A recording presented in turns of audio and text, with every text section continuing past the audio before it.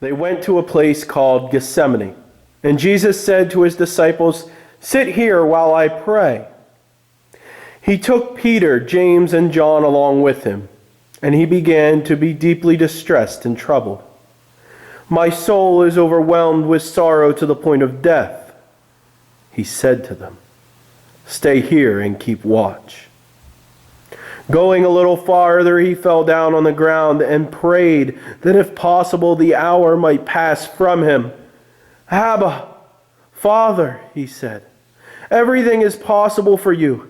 Take this cup from me, yet not what I will, but what you will."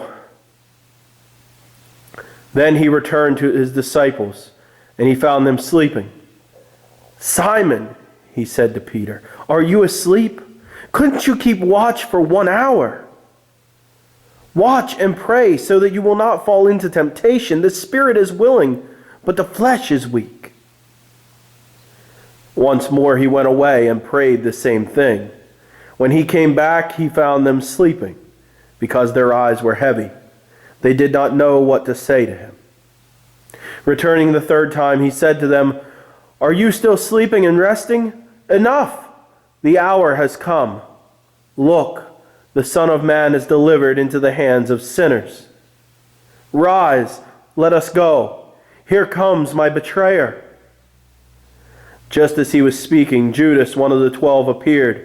With him was a crowd armed with swords and clubs, sent from the chief priests and teachers of the law and the elders. Now the betrayer had arranged a signal with them. "The one I kiss is the man. Arrest him and lead him away under guard." Going at once to Jesus, Judas said, "Rabbi," and kissed him. The men seized Jesus and arrested him. Then one of those standing near drew his sword and struck the servant of the high priest, cutting off his ear. "Am I leading a rebellion," said Jesus, "that you have come out with swords and clubs to capture me? Every day I was with you, teaching in the temple courts, and you did not arrest me. But the scripture must be fulfilled." Then everyone deserted him and fled. They brought Jesus to the place called Golgotha, which means the place of the skull. Then they offered him wine mixed with myrrh, but he did not take it. And they crucified him. Dividing up his clothes, they cast lots to see what each would get. It was 9 a.m. when they crucified him. The written notice of the charge against him read, "The King of the Jews." At noon, darkness came over the whole land until 3 in the afternoon. And at 3 in the afternoon, Jesus cried out in a loud voice, "Eli, Eli, lema sabachthani," which means, my God, why have you forsaken me?" When some of those standing near heard this, they said, "Listen, he's calling Elijah." Someone ran and filled a sponge with wine vinegar. They put it on a staff and they offered it to Jesus to drink.